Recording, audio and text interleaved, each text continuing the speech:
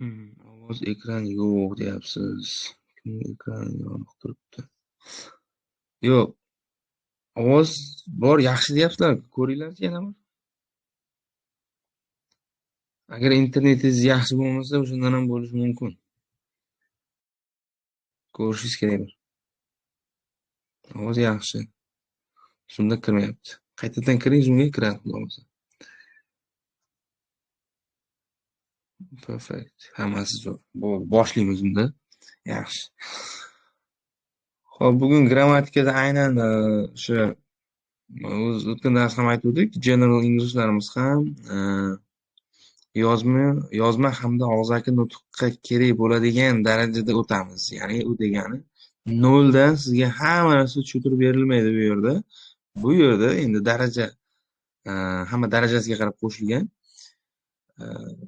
Yuqori A2 plus darajada bo'lsangiz va aynan bu darsda siz uchun bo'ladi. Yani B1 bo'lsa, aynan muddo B1 B2 bo'ladigan bo'lsa, aynan bugun siz bilan questions, comparing and contrast va speculation mana shu 3 ta grammatik mavzuni ko'rib chiqamiz va bularni aynan nutqda qanday qo'llashni tushuntirib o'taman, okay?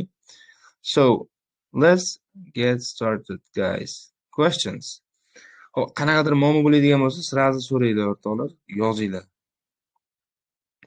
Tashlab qo'yaman hozir buni. Shu oxir tashlagan postimga aniq qo'yaverasiz.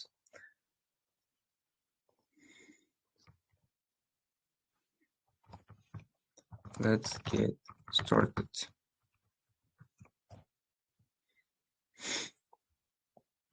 Okay.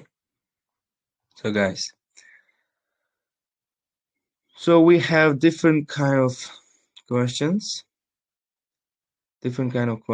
So, but today we will look through mainly indirect questions. Indirect question o'zi nima? Va buni biz qanday ishlatsak bo'ladi nutqda? Qani kim nima biladi? Ha, sizga ham bo'ladi. Sizga ham to'g'ri keladi, C1 ga ham. C1 strukturalari ham bo'ldi, xudo bo'lsa. Qani o'zi hech eshitganmisiz shu haqida indirect questions? What is indirect questions, guys? Do you have any thoughts on it? Bilmaymiz deyapti. Yaxshi, o'zim o'rgataman. To'g'ridan to'g'ri savol berish. Yo'q. So, asking questions,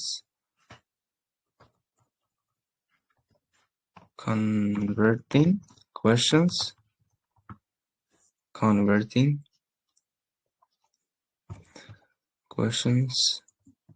into normal sentence structure. Mana shu o'rtoq, ya'ni so'roq so'zlarni oddiy so'z, ya'ni normal positive sentence strukturasiga o'tkazish. Bu o'zi bizga nimaga kerak degan savol tug'iladi. Mana misol uchun, what is your name degan savol bor. What is your name? Bu general question. Shunchaki general question.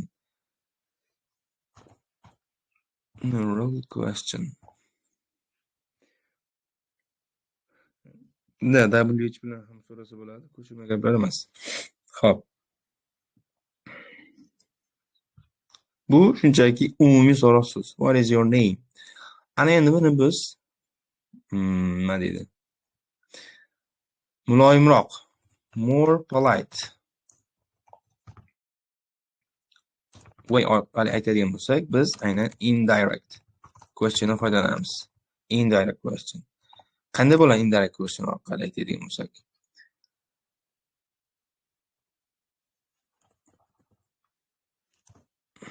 Polite way deb qo'ya qolaylik. Polite yokida yana natural way. So, can I know what Your name is. Mana bu demak umumiy so'roq so'z bo'ladigan bo'lsa, o'rtoqlar qaranglar. Umumiy so'roq so'z. O'sha pastdagisi bu nima bo'ldi? Indirect. Indirect question bo'ldi. Endi siz savol tug'ilayotgan bo'lishi mumkin, o'zi nimaga kerak? Nimaga kerakligini hozir yanada sizga aniq-tiniq tushuntirishga harakat qilaman. Indirect questions. So, okay guys, look. Mana misol uchun siz har doim bir xil savol bilan murojaat qilavermaysiz. Bu endi sal informalroq do'st sizga anoqsiz bo'ladi, lekin siz rasmiy doirada ko'proq tabiiy yo'sinda, ya'ni natural hamda formal styleda biror narsani so'rashingiz to'g'ri keladi. O'shanday holatda siz aynan indirect questionlardan foydalanasiz. Indirect questionlar siz juda ham ko'p ko'rgansiz hayotda. Zoomda qotadi do'stlar. Xo'p, zoomda nima qotadi? Zoomga kiraylikchi.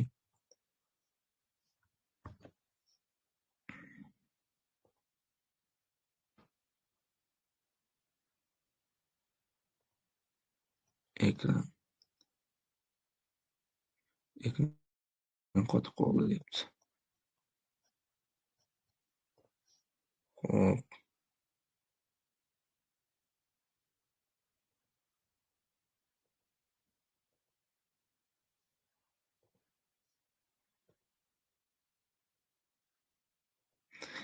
Ana endi qanday zoomdagilar bo'ldi? Ekran tuzatdi muammosini. Yozib yuboramiz yoki like bosamiz. Qani? Ekran ko'rinyaptimi? Zoom. Yaxshi deyapti. Zo'r. Bo'ldi, tushunarli. Rahmat. Shunaqa aytib turinglar-da. Xo'p, rahmat, davom etamiz.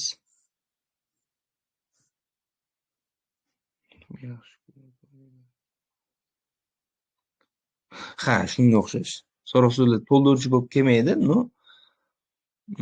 Shu strukturga yaqinroq bo'ladi. Demak, mana bu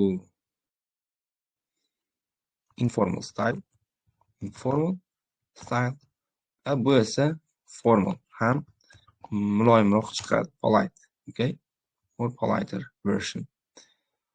So ko'rishingiz mumkin, bu juda ham ko'p ishlatiladi hayotda. Yana boshqa misol uchun bizda so'roq so'zlar ko'p-ku. Where. Kelinglar where'ga tuzib ko'ramiz. Misol uchun where do you live? Where do you live? Degan so'roq so'z. Bu general question. Mana shunga qanday indirect questionga aylantirsak bo'ladi. Where do you live? Qani yozamiz kommentga. Telegramda yo'q. Nega yo'q? Borku Telegramda.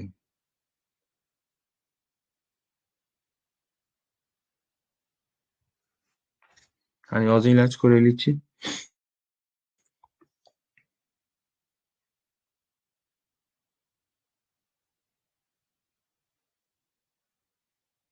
Can I know where do you live?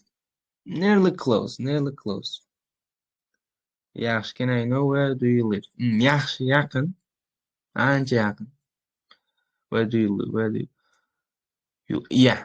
Munavvara Botirovna. Zo'r. Gap yo'q. Yaxshi.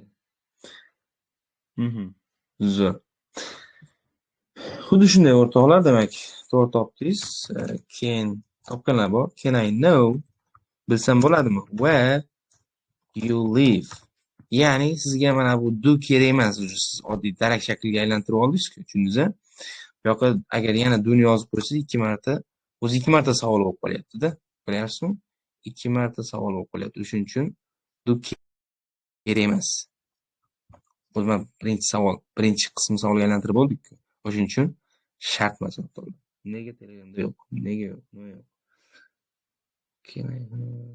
Where do you live? Yo'q, du shart emas-da. Where you live shunchaki. Okay? Where you live. Oh, chat, we can see what you are. Can you tell me where you live? Zoomda ham yaxshi. Bekzod To'xunov. Ustoz o'zi yozyaptimi? Yaxshi. Zo'r. Okay, yana bitta ko'ramiz hozir sizlar bilan. Kelinglar. What do you do? Bunga qanday qilsak bo'ladi? What do you do? I wonder. Mayli, sizdan so'raylik.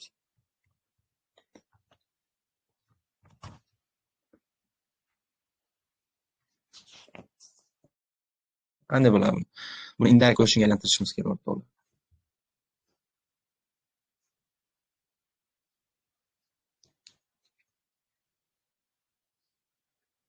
Besh yozyapti. What do you do? What do you do? I wonder what you do. Yaxshi, malades. Dedi tushunibsiz. Demak, o'rtoqlar, bu yerda siz indirect questionga aylantirayotganingizda yordamchi fe'llar kerak emasda bizga. Yordamchi fe'llarni olib tashlaymiz. Just omit the auxiliary verb, okay? I wonder what you do. Men bilishni xohlayman, siz nima ish qilasiz? Tushundingizmi? What you do. Endi shunchaki siz nima ish qilasiz deb so'ragandan ko'ra, nima ish qilishingizni bilsam bo'ladimi yoki nima ish qilishingizga qiziqyapman deb so'rasangiz, yanada chiroyliroq chiqadi. Zo'r. What do you do? Great. Islomobod. To'g'ri topdingiz. Islomobod to'g'ri topdi. Bizda Parvina bor, to'g'ri topganlardan. Ko'pchilik topyapti, malades. Demak, tushunarli bo'lyapti sizga. Demak, asosiy qoidasi golden rule. Golden rule.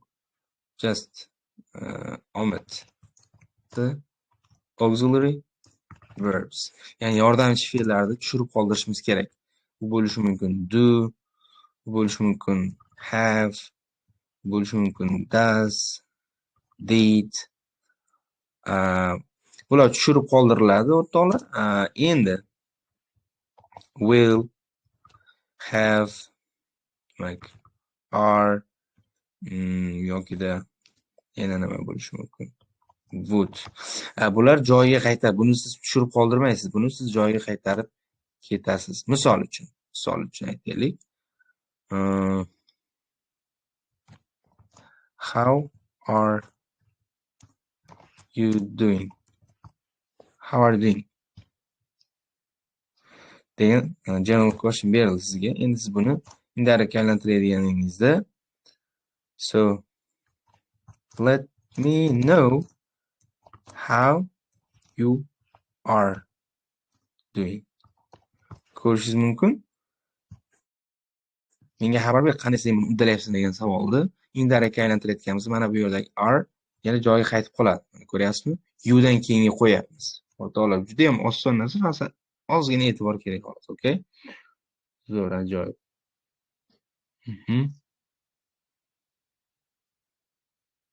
Zo'r. Xo'p, shunda nima gap?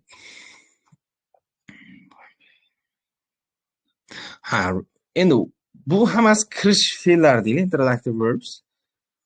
Misol uchun siz aynan wonder'da ishlatishingiz mumkin. Indirect questionda kirish fe'li sifatida. Wonder, bilishni xohlamoq. Bilishni xohlamoq. Yokida yana nima ishlasak bo'ladi o'rniga?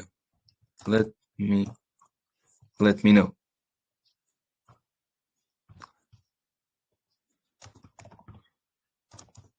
Menga xabar qil. Menga xabar qil ma'nosida. Yoki yana ishlasak bo'ladi. Want to know. Bu ham o'sha bilishni istamoq. Istalgan birini ishlataverasiz. Misol uchun aynan bitta shart emas. Yokida be curious.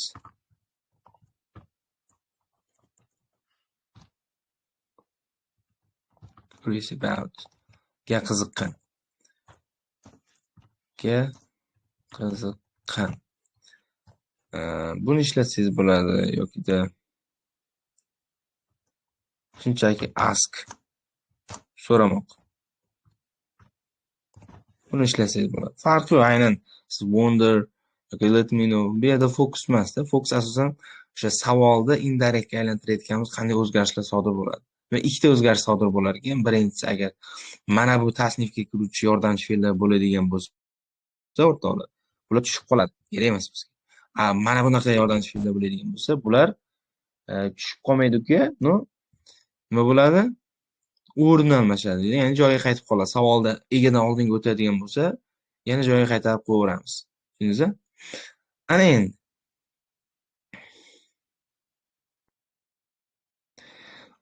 bizda speakingda qachon kerak bo'ladi short answerslar yoki shunaqa so'zlar.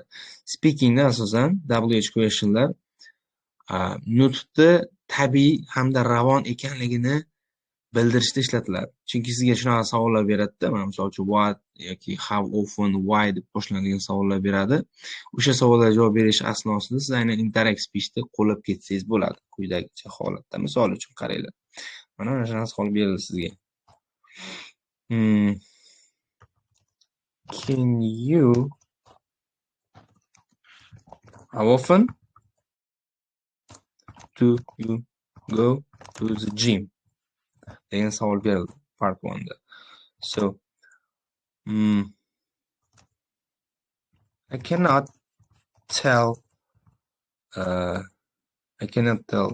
how often I go, but I try to go very often. Very often or often. Demak, davomsiz qoidada qo'shsiz qay birini ishlatamiz? Davomsiz qoidada ha uzr, adashibmiz. Bittasiga qo'shishimiz kerak edi. Uni o'chirib qo'yamiz. Thank you. Good.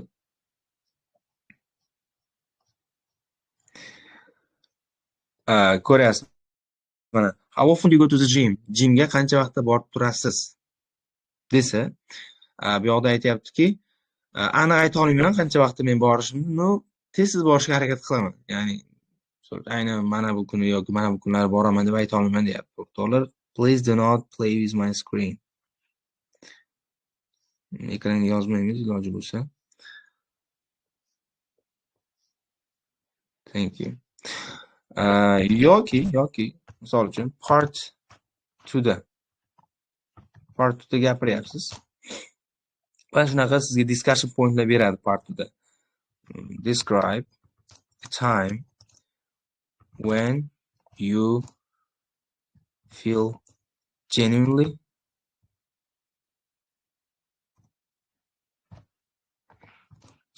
happy. Shu so'z yozishga qiynalaman. Genuinely happy. Hope. When it happened. Why you felt happy. When it happened. So what did you feel? Nima his qilding? Mana shunaqa sizga discussion pointlar beradi. Bunday qo'yaylik. Discussion pointlar berganda, aynan mana shu pointlarni cover qilayotganingizda ham sign point sifatida ishlatsangiz bo'ladi. Misol uchun, birinchi savolga javob berayotgan describe a time when you feel genuinely happy. Well, hammasi yaxshi ketyapti. Ekran ko'rinyapti. Ko'rmasa aytinglar. Well, let me tell you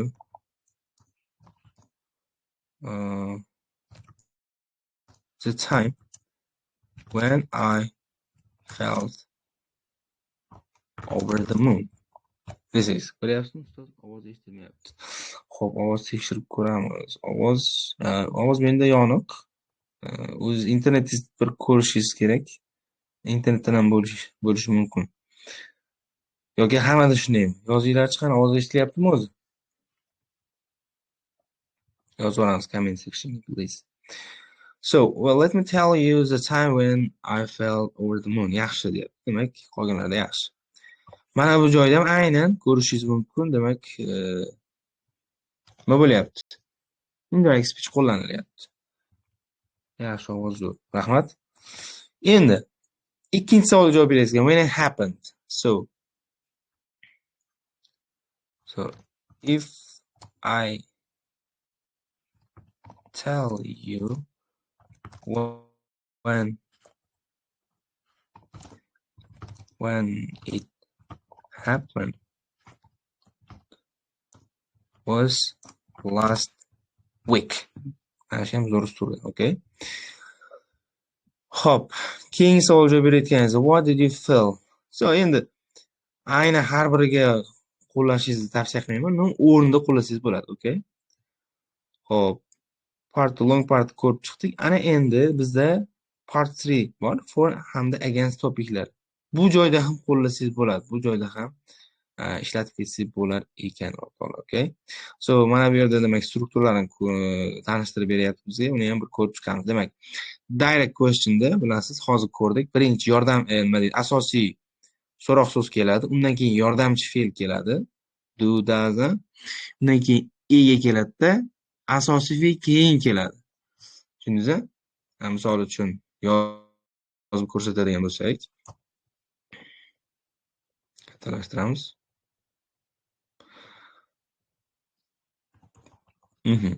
Great. So how ekran qotdi. Hop, qotib qoldi. Bo'ldi, hozir 1 daqiqa to'g'rilaymiz.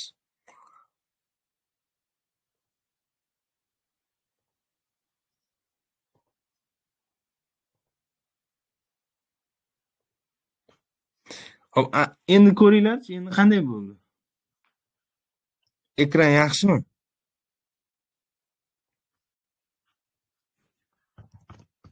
Endichi.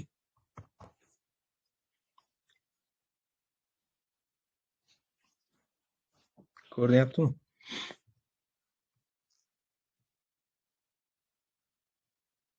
O'chirib yoqdim-da hozir. Ekranni. Zo'r. Yo'q bo'lib qoldi. O'chirib yoqdim ekranni. Xo'p, bu yoqda nima gap? Zoom zo'r. Zoomni yoqaman. Bugun yoqaman pulli versiyasini. Pul tasholmadim boya, to'g'risi. Qayerga tashlash bilmadim. Zo'r. Momentdan keyin o'chadi, qayta yoqamiz. Zoom faqat 9 minut limit qo'yib qo'yganda. Mana shunisi yomon. Bepul versiyasi.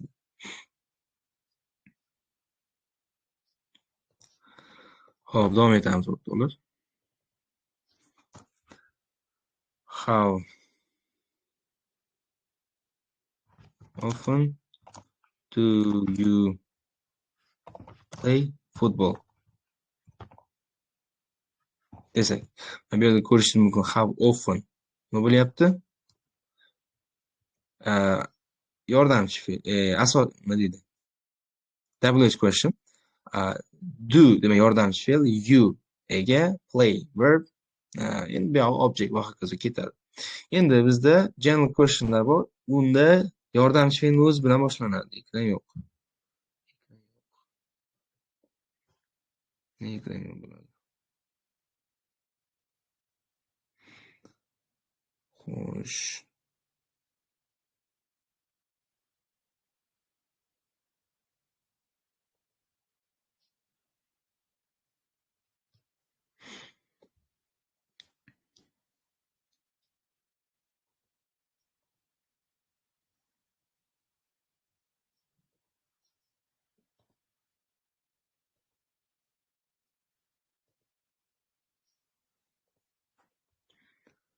Qaytadan o'chirib yoqdim. Ekranni o'chirib yoqdim. Ko'ringlarchi endi.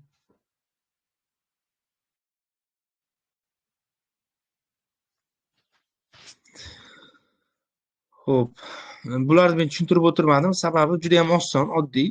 Demak, general questionlar faqat ha yoki yo'q hozir ko'rinadi. O'chirib yoqdim-da. Ekranni o'chirib yoqdim. Endi ko'ringchi.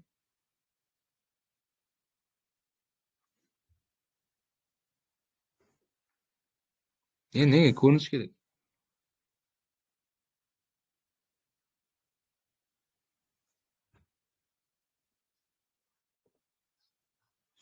Zoom yaxshi qotgani yo'q. Zoom yaxshi ekan.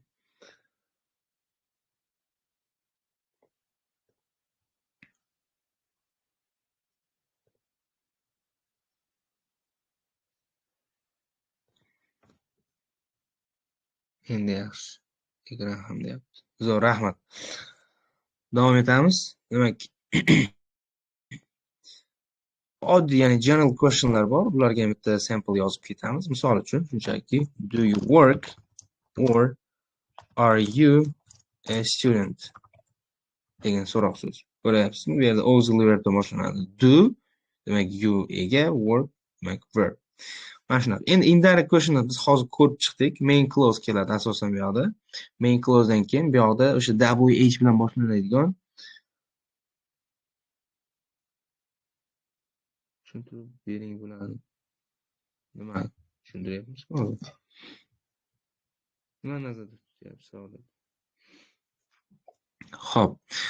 Indirect questionda, ya'ni polite style deyapsiz. Ko'ryapsizmi? Darajasi ham yuqorida buni. B2 darajani ko'rsatyapti. Yuqori darajadagi kandidatlar foydalanadi odatda bu indirect questionda. Chunki hamma ham savol bera oladi, lekin o'sha savolni chiroyli qilib yetkazish bu sizdan daraja talab qiladi, okay? Investitsiya kerak. Xo'p, mana kirish fe'llari main clause bilan men bir nechtasini yozdim. Bu yoqda ham bor ekan. Do you know, could you tell me, I was wondering yoki shunchaki I wonder deb ketsangiz ham bo'ladi. Mana shu yerda bitta narsani aytish esdan chiqibdi. Agar mana bunaqa so'roq so'zlar bo'lmasa, biz nima qo'llaymiz degan savol tug'ilishi mumkin. Unday holatda siz if yoki whether degan bog'lovchilar qo'llashingiz mumkin bo'ladi. If yoki whether. Misol uchun qarang. Misol uchun so are you a student degan savol. Shundoq berib qo'ygingiz kelmayapti-da, uni chiroyli qilib yetkazmoqchisiz. Shunda siz can you tell me if you are a student deysiz o'rtoqlar, tushundingizda?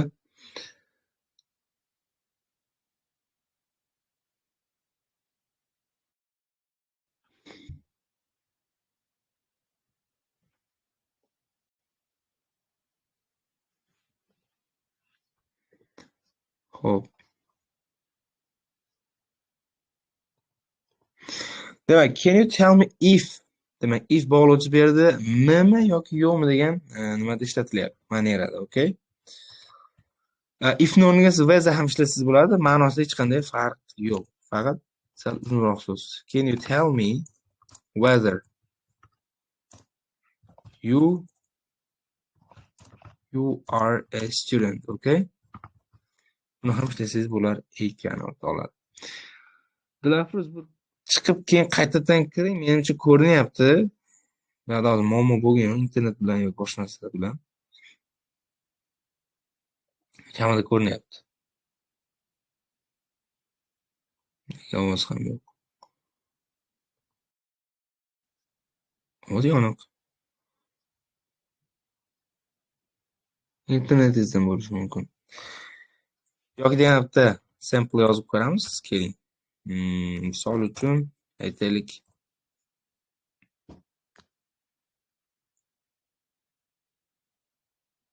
Hammasi bor. Zo'r. Rahmat.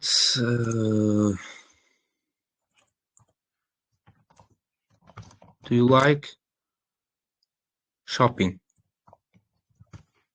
degan savol berilsa, uni siz indirect aylantirmoqchi bo'lsangiz, ko'rib turibsiz, bu yerda demak savol so'z yo'q, bog'lovchi sifatida ishlatadigan.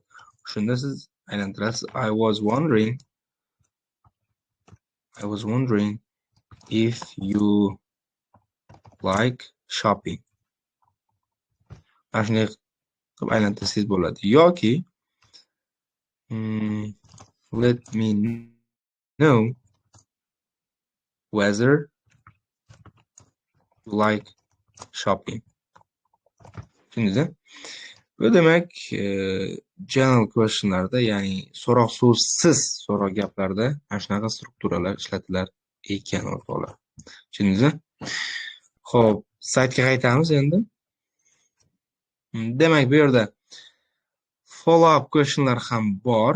Follow up questionlarni ham biz siz bilan ko'rib chiqamiz. Demak, bu yerda namunalar berilgan. Bu fayl sizga tashlab beriladi. Endi javobni qisqaroq qilganingiz ma'qul. Lekin podrobno javob berayotganingiz, ya'ni in detail javob berayotganingizda indirect questiondan foydalanib atroflicha javob bersangiz yaxshiroq bo'ladi. Ya'ni daraja ko'rsatishingiz kerak-da, tushundingizmi yo'qmi? Ya'ni speakingda siz qisqa, lo'nda, tez javob berishga shoshilmang. Siz o'sha javobni chiroyli qilib yetkazishingiz kerak bo'ladi. Xo'p. Bu yerda demak namunalar berilgan. Buni o'rtoqlar siz o'zingiz uchun ko'rib olishingiz mumkin bo'ladi bemalol. Tashlab beriladi. Xo'p, ana endi ikkinchi grammatik mavzumizga o'tamiz. Comparing hamda contrasting linkers. Okay. So, but before jumping to the second point, I should mention the point that saytga yangi nimalar yuklangan o'rtoqlar. Adashmasam, yangi flash kartlar yuklangan. Agar e'tibor bergan bo'lsangiz, aynan so'roq so'zlar uchun ular ko'rib qo'yasiz. Yo'qda bu yoqda aytmaganlarim bor. Biroz hozir ko'rsatib ketaylik biroz sizga. Ko'rinyaptimi? Ko'rinyapti. Demak, flash kartga tushamiz. Ko'rishingiz mumkin, short question qo'shganman. Lekin bu yoqda aytmadim short questionda. Xohlasangiz mana shunaqa so'roq so'zlar bilan ham javob bersangiz bo'ladi. Bu endi set expressionslar. Bularda shundoqqina hozir ko'rinadi. O'zi qotib ishlayapti Telegram bugun qanday, kechagidek emas. Orqasida demak tarjimasi hamda namunaviy gaplar berilgan bo'ladi. Very informal. Ya'ni bu ko'cha tilida ishlatiladi. Nega bunaqa bo'lyapti? Shunaqa holatda. Keyin o'tkazib ko'raverasiz. How do you mean? Nima demoqchisan degan ma'noda. Yokida what do you mean exactly? Ya'ni aynan nimani nazarda tutyapsan? Yokida sure about it? Ishonching komilmi bu narsaga? Yeah, but still. Lekin baribirchi. Ya'ni he apologized. Yeah, but still he hurt you. Ya'ni u uzr so'radi. Xo'p, nima qilibdi shunga? Bu уже bo'lash bo'ldi degan ma'noda. Keyingisi then. Keyinchi. Keyin nima ma'nosida? Bu yerda ham demak 49 ta shunaqa umuman everyday speechda ishlatiladigan so'zlar bor. Ularni ko'rib chiqasiz. Ko'rib chiqqaningizdan keyin o'rtoqlar, mana bu yerda grammatika qismiga biz nimani joylaganmiz? Aynan bugungi mavzumizni joylaganmiz. Demak, zoom o'chdi hozir.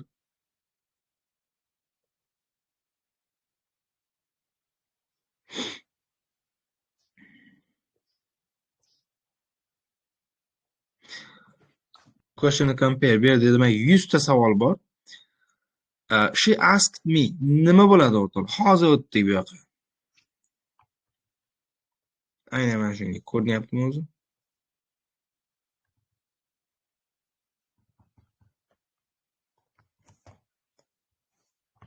Shu ekran ko'rinyaptimi?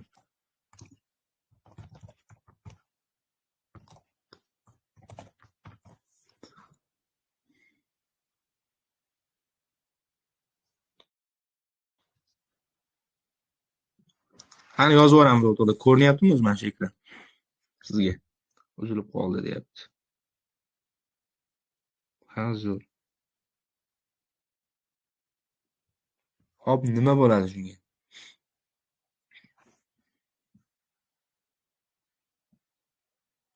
Zoom o'chib qoldi. Hozir qaytadan yoqamiz. Vaza bo'ladi, to'ppa-to'g'ri. Vaza. Indirect question bo'lgani uchun-da. Siz bularda ham ishlaysiz, okay? Saytning o'zida javobini chiqarib beradi. Mana endi PDF ga qaytamiz o'rtoqlar. Demak, savollar tushunarli bo'ldi. Comparing, contrasting linkerslarni biz hozir sizlar bilan ko'rib chiqamiz. Birma-bir ko'rib chiqamiz. Demak, comparing hamda contrasting o'z nomini aytyapti. Compare ya'ni taqqoslash, solishtirish bir-biriga, contrasting bir-biriga qarshilantirish. Bir-biriga nima deydi? Taqqoslash. Compare solishtirish, contrast esa taqqoslash ma'nosida ham ishlatilar ekan. O'zi juda ham zo'r, ajoyib. So,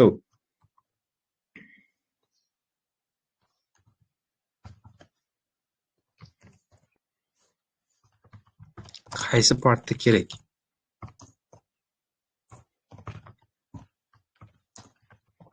Speaking qaysi partda kerak? Mana shu nimada bo'laysiz? Compare hamda contrast. Bir o'ylab ko'ringchi.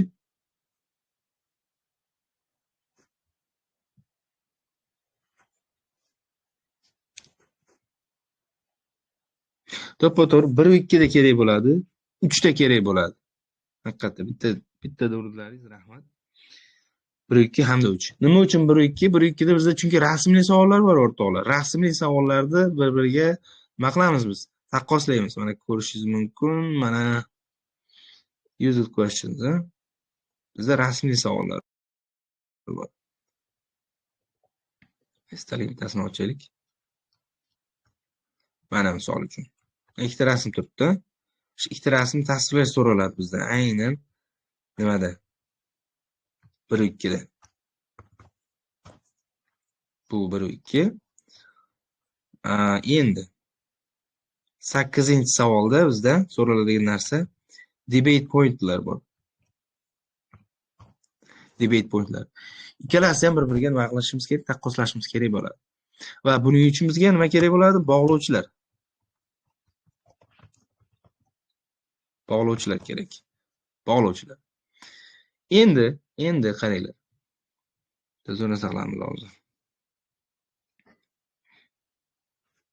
To'g'ri, ikkalasi ham kerak. Qurbonim asarimda yozyapti. Zoomni yoqaman, zoomni hozir yoqishim kerak. Hozir bir daqiqa.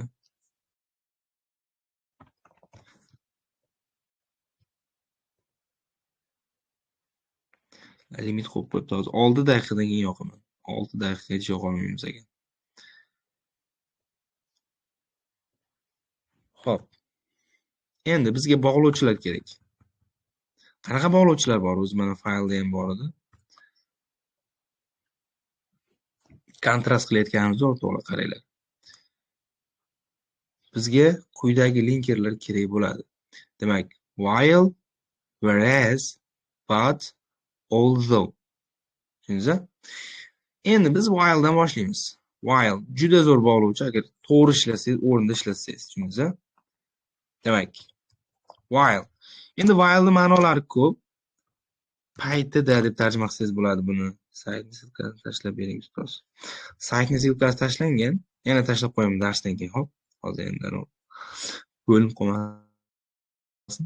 Paytida yoki vaqtida deb tarjima qilinadi. Lekin hozirgi paytda biz buni aynan bog'lovchi ma'nosida tarjima qilmaymizda, balkim vaholanki yokida ga kelsak shunaqa ma'nolarda tarjima qilamiz. Misol uchun, mana birinchi rasmni ko'ryapsiz. Demak, birinchi rasmda bola piyoda taksi to'xtatyapti, ikkinchi rasmda insonlar jamoat transportidan foydalanyapti, to'g'rimi? Mana shuni tasvirlayotganingizda, well, in the first picture we can see a guy raising his hand trying to catch a taxi, while in the second picture we can see people using public transportation. Okay? Mana shu gapni yozib ko'ramiz. Well, in the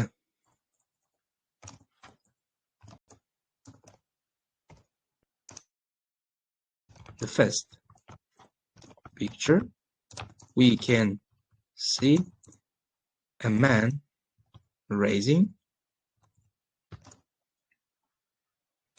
his hand to catch a taxi, while in the second picture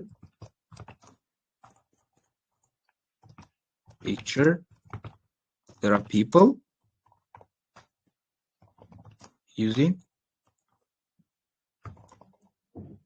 using public transports. Public transports. Okay. So ko'rishingiz mumkin. Demak, bu yerda biz aynan while ni qo'llab turib bir-biriga taqqosladik. Ko'ryapsizmi? Ikkita rasm, ikkita holatni bir-biriga taqqoslash.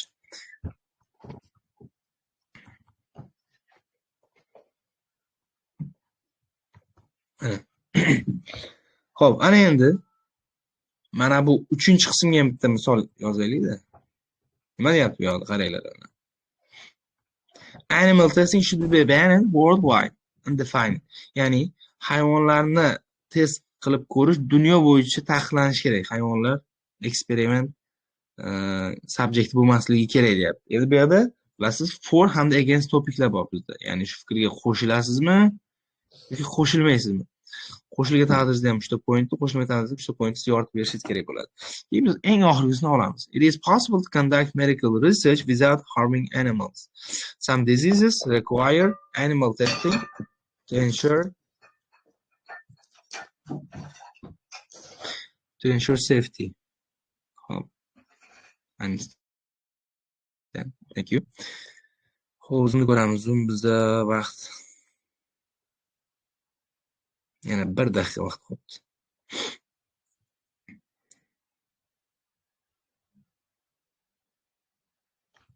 Hop, endi qaranglar. Ikkita pointni oldik. Demak, medical research without harming animals. Bu birinchi point. Ikkinchi point. Some diseases require animal testing.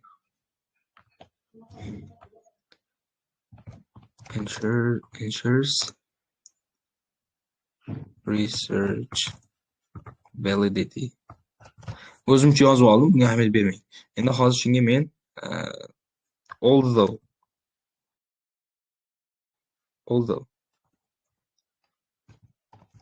although animal testing can be conducted without harming or using without harming them, their participation ensures the validity of the test.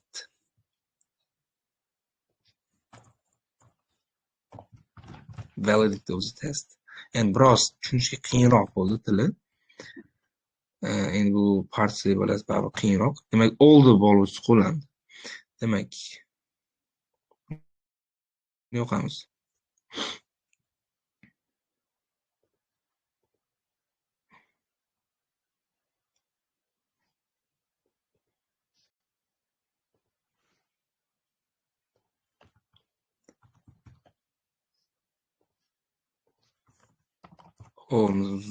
Zoom silkasini tashlab qo'ydim. Comment sectionga o'tib kirib olasiz tezda. Xohlovchilar. Zoomni yoqdim. Screen share qildik. Bo'ldi. Zo'r. Ana endi. Right. Endi bizda rasmlarni tasvirlayotganimizda yana boshqa turdagi bog'lovchilar ham bor. Unlike, compared to yoki with, compared to yoki with bilan ishlatiladi yoki in contrast to. Bular ham o'rtoqlar bir xil o'xshatish, ya'ni o'xshashliklarni, o'xshamasliklarini tasvirlashda, similarity tasvirlashda ishlatilar ekan. Bularni ham qo'llab ko'ramiz, faqat boshqa rasmlar bilan qo'llaymiz. Qaysi rasm bo'lishi mumkin?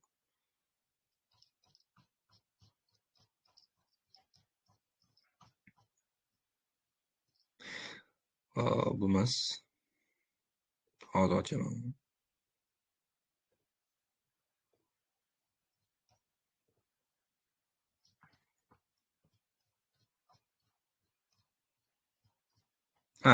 Aynan mana bu rasm. Hali bu fayl ham sizga tashlab beriladi, qaranglar. Picture A shows quick messaging. Picture B shows a more formal way of communicating. Demak,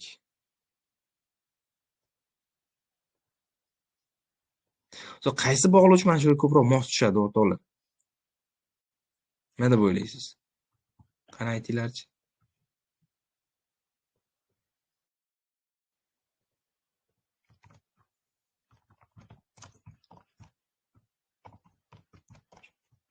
Qaysi bog'lovchini qo'ysak bo'ladi shu yerga.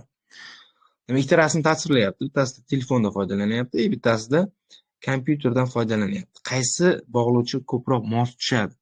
Komment yozing fikringizni.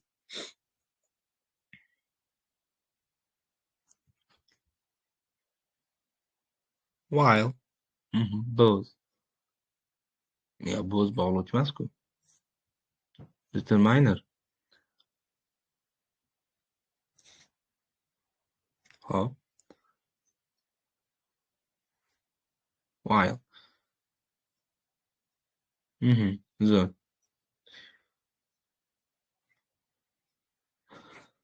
Bog'lovchilar tushuntiryapmiz hozir. Qaranglar o'rtoqlar. While bog'lovchisi. Tarjimasi bilan yozib beraman sizlarga. Vaholanki, ya'ni bu yerda demak, A ni siz taqqoslashda ishlatasiz B ga. Misol uchun, mana bu rasmda bu narsa aytilyapti, bunisida bu narsa aytiladi. Ikkita rasm berilgan, ha? Mana shu rasmni ola qo'yaylik bu yoqqa.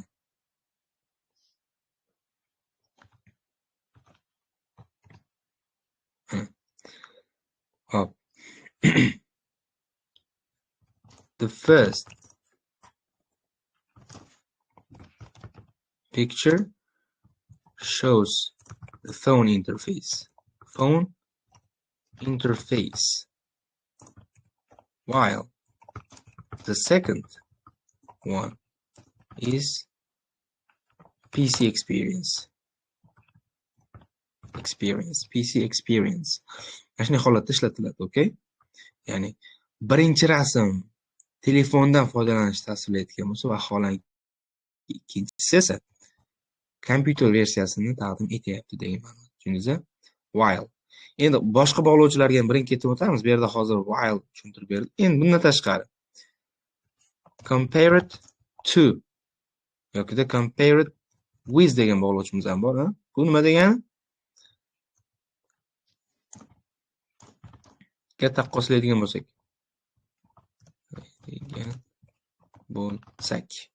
Misol uchun qaranglar. Compare it to public transport.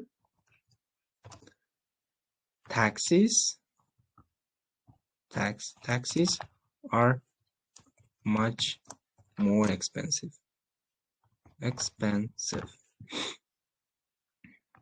Like much more expensive.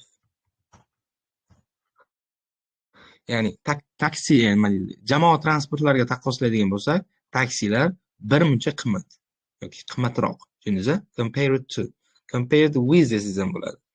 Yoki xuddi shu gapni unlike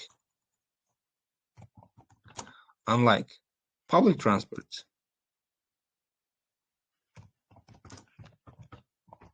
Unlike public transport, taxis are way more expensive. Okay? So bunaqa qilmaysiz ham bo'ladi. Unlike degani farqli o'laroq degan. Biron narsadan farqli o'laroq. Tushundingizmi? Farq shundaki degan ma'noda ishlatiladi. Yaxshi, zo'r. Xo'p, demak davom etamiz.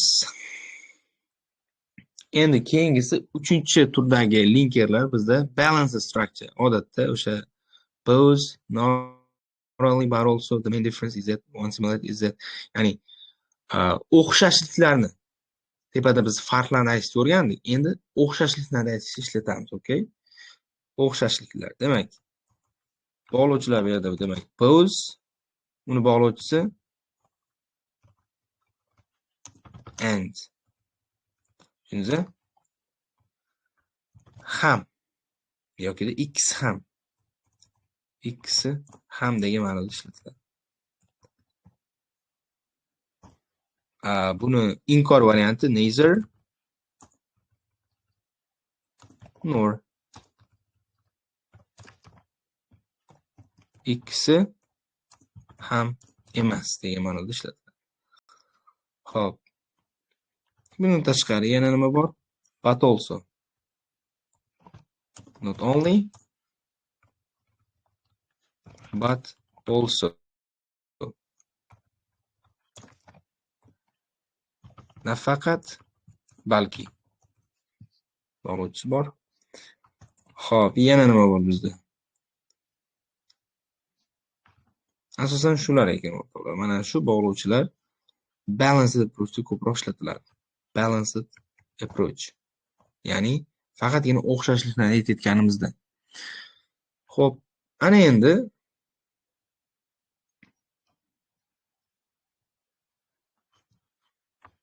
so what about this one?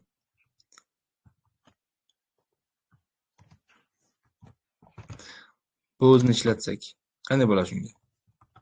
Gap tuzib ko'ramiz.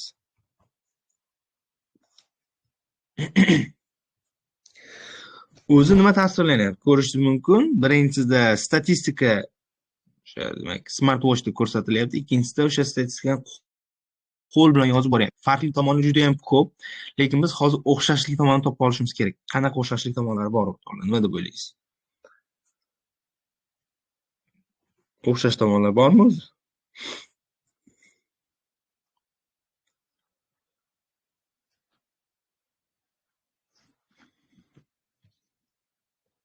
Okay, birga yozamiz bo'lmasa. Yozayotganda bor ko'raylik chiqadi.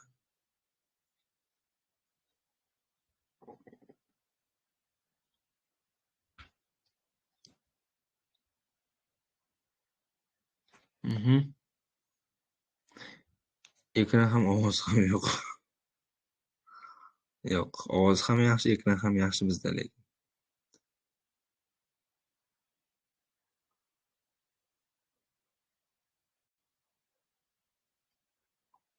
Ko'rinyapti menimcha. Yo'q, tugagan hali dars.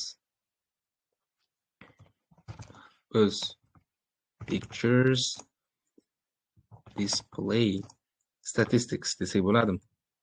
Statistics.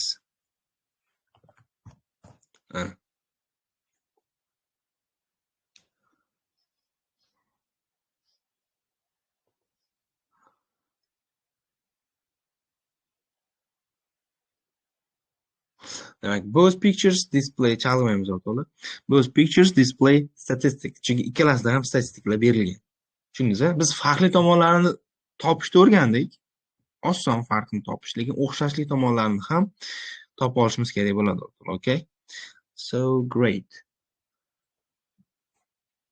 Davom etamiz.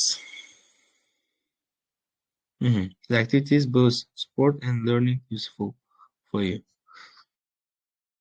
Deyarli to'g'ri, ham ishlasangiz bo'ladi. Both A and B pictures show statistics. Mana shu so'z chiqdi. Monarch yozdi. Tur holat ishlarni rejalashtirish. Turli holatda. Zo'r. Ana endi. Neither. Yo'q ham yozib qo'yaylik. Demak, namuna. Both picture A and picture B show statistic data. Okay? Show statistic data. Xo'p, ana endi neitherga ham yozsak bo'ladi. Misol uchun neither students nor the teacher. Xo'p, sizlarga savol shu yerga. Ismi yo are nima deb o'ylaysiz? Na o'qituvchi shu yerda desak. Qaysi biri bo'ladi? Endi mavzudan tashqari-ku. Prosta o'zi uchun bilib keting. Nima bo'ladi mana shunga? Mabodo sizga so'rab qo'ysa-da. Ismi are? Is or are?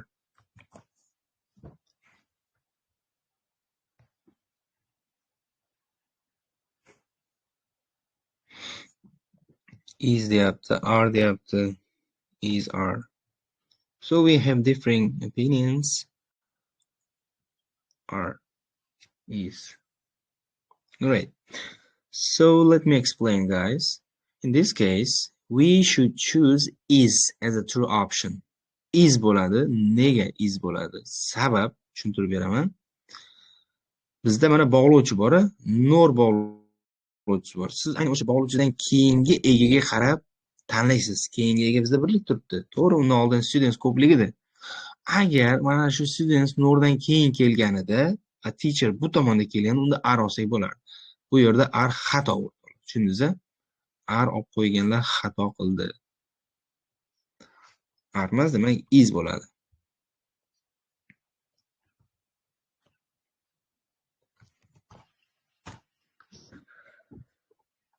Xo'p. Demak, bog'lovchilar tushunarli bo'lyaptimi? Bog'lovchilar.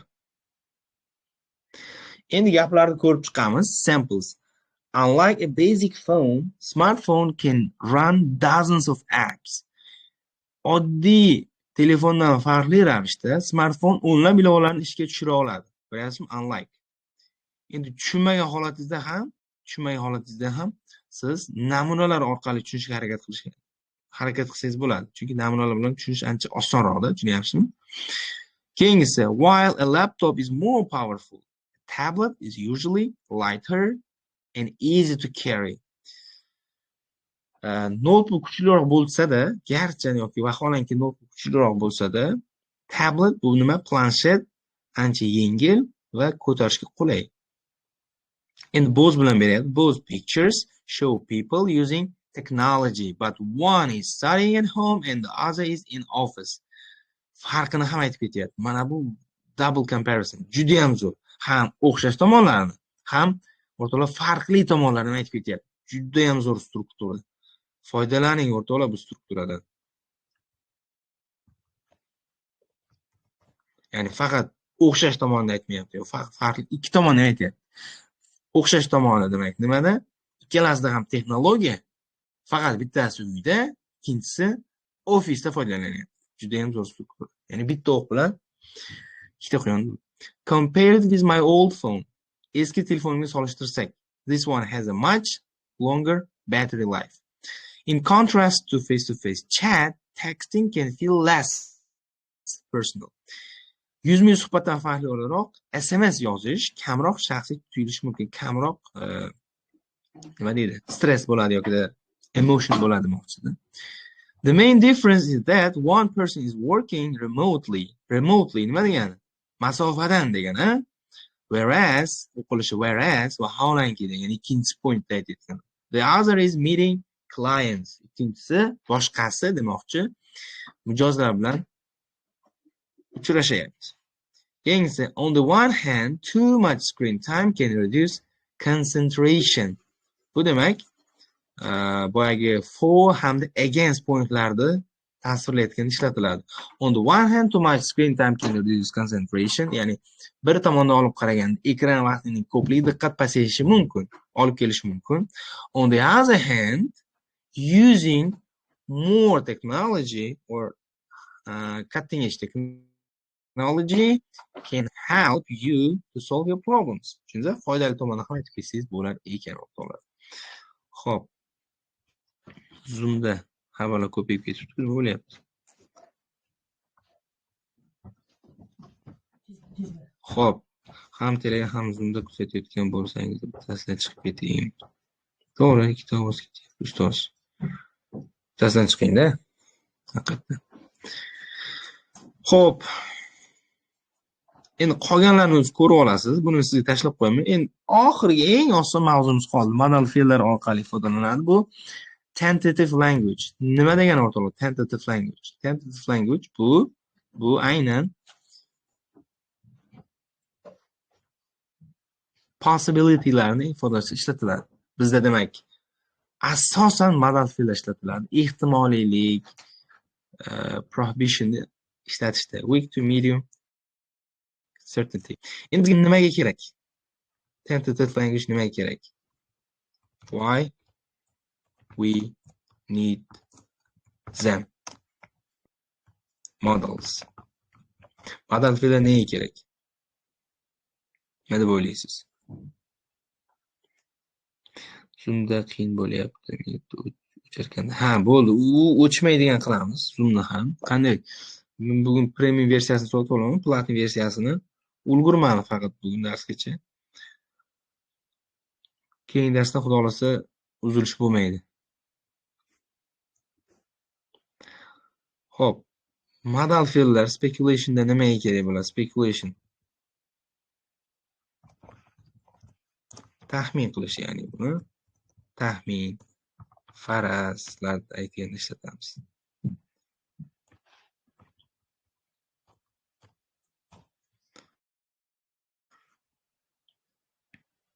To'ppa-to'g'ri aniqlikdan qochish uchun tentative language. Chunki siz aytayotgan fikr 100% to'g'ri bo'lavermaydi o'rtoqlar. Xatoliklar bo'lishi mumkin. O'sha xatoliklarni yopib ketadi. O'chirmay konspekt qilamiz. Xo'p, o'chirmaymiz.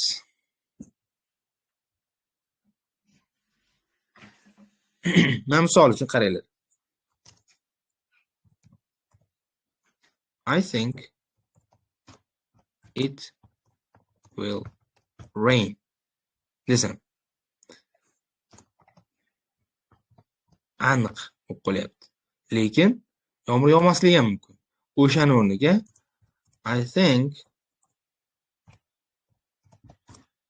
it may rain desangiz, mana bu tentative language deyiladi, okay?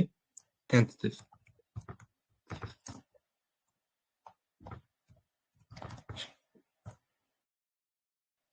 Bunisi esa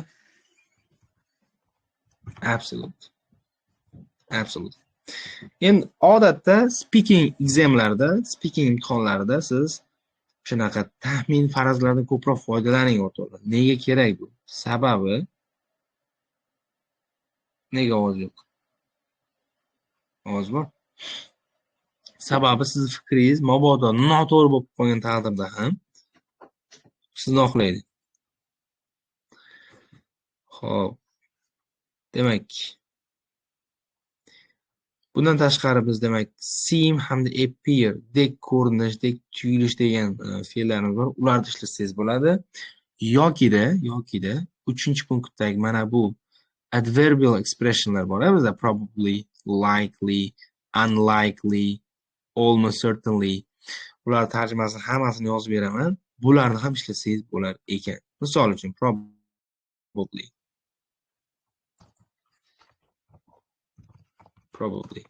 Ehtimol. Likely. Ham taxminan. Unlikely.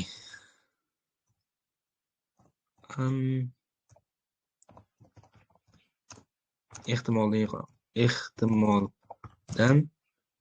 yiroq. Keyingisi almost certainly. Almost certainly. Deyarli aniq. Va yana nima bor bizda? Mana shular asosan. Tushundingizmi? Endi narigilarni ham yozib ketaylik tepasiga. Seems, appears. Bular nima degani? Bular dek tuyulmoq yoki ko'rinmoq. Mana misol uchun sizga bitta rasm berilsa-da, mana shu rasmni tasvirlab, boshqacha rasm ochaylik.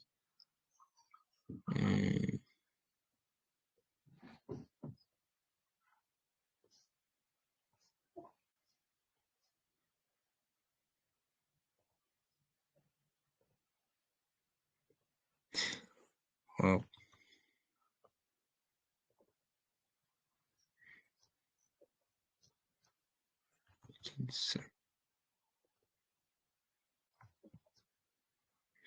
Bu mana shu rasmni tasvirla desa. Siz konkretni aniq bilmasangiz qanday tasvirlashni?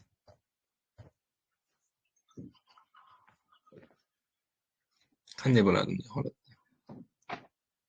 Ekran qotdi. Internetdan o'rtoqlar menimcha. You have no idea. Bunday holatda you should say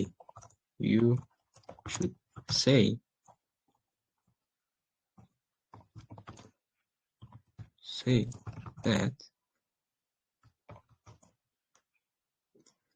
the first picture seems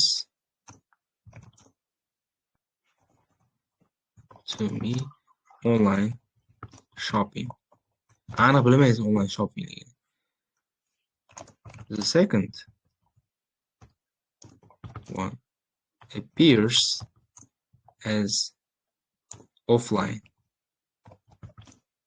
shopping. Tushundingizmi? Demak, qo'yamiz. Seems he appears. Mana shunday qilib tasvirlashda ham ishlatsangiz bo'ladi, ekanroq bo'ladi. Men sizga vazifalar tashlab qo'yaman. Namunalarni yaxshilab ko'rib chiqing, har birini. Shoshmasdan o'tirib, flash kartlarda ishlang, testlarda ishlang. Bundan tashqari yana qog'oz variantda vazifalar tashlayman. Kechga javob tashlanadi har doim. O'sha bilib qoldingiz-ku. Vazifalar tashlab beraman sizga. Ana endi oxirida faylda oxirida siz uchun jamlaganman. Aynan o'sha 1 va 2 namunaviy javoblar, part 2 dagi keladigan va umuman olganda writingda ishlatiladigan bugungi o'tgan mavzularimiz aytyapman-ku, biz faqatgina o'sha speaking bilan writingda asosan ko'pincha kerak bo'ladigan mavzular. Ortiqchasi shart emas bizga. O'shalarda o'tyapmiz va aynan qanday ishlatilyapti qarang. In contrast to, biz o'tdik buni, whether ularni ham o'tdik. Hammasi highlight qilib berilgan. Faqatgina siz buni o'qishingiz kerak, tushunishingiz kerak xolos, o'rtoqlar. Tushundingizmi? Buni men hozir tashlab qo'yaman guruhga. Bemalol ochib o'z uchun o'rganib qo'ying. Demak, vazifalarni, uyga vazifalar yozib qo'yaman. Xo'p, ovoz pastku domla. Ovoz biroz past. Nega? Kecha yaxshi edi-ku. Demak, ustoz PDF tashlab berasizmi? Albatta, PDF tashlab beriladi, o'rtoqlar. Tushunmang. Xo'p, aytamiz. Organizatorlarga o'chirmay turadi. Abidgachami, kechgachami. Keyinroq o'chirsa. Endi guruh to'lib ketmasin deb, akkuratni tursin deb o'chirib yuboryapti menimcha. Xo'p, o'rtoqlar, sizlarga katta rahmat. Mana shu yerda demak tugatamiz. Vaqtimiz ham bo'lib qolibdi o'zi. Demak, savollar bormi kimda qandaydir? Any questions or suggestions? Marhamat, savollar bo'lsa agar. Mavzu yuzasidan.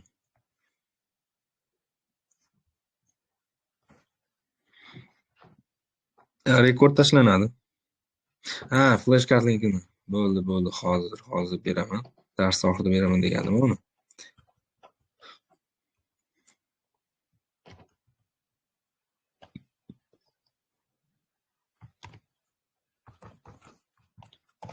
Flash kart hamda testlar. Demak, kirganingizda sayt menyuda turibdi.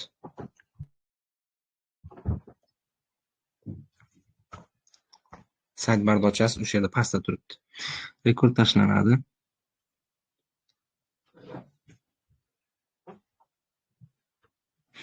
Okey bo'lib tashlanadi mana shu fayl ichida. Ko'rsangiz bo'ladi bemalol.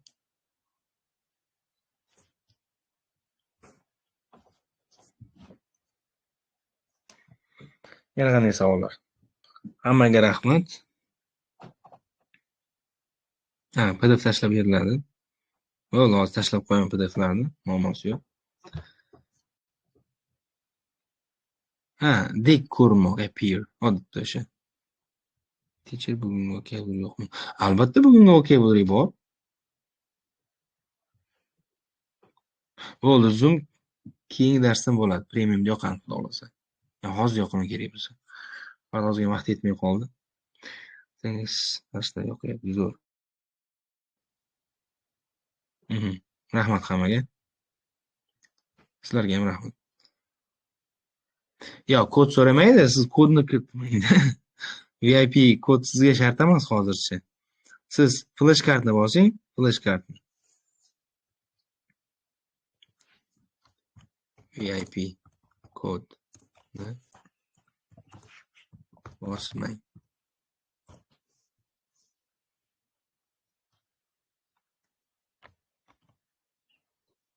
Grammarni ustiga bosasiz.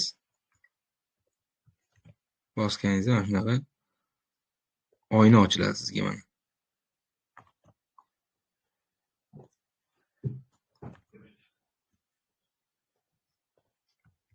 Mana bunaqa. Keyin siz flash kartni ustiga bosasiz.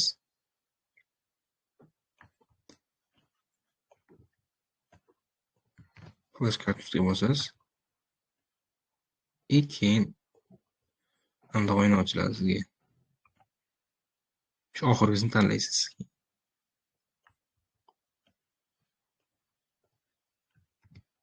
Mana shunday.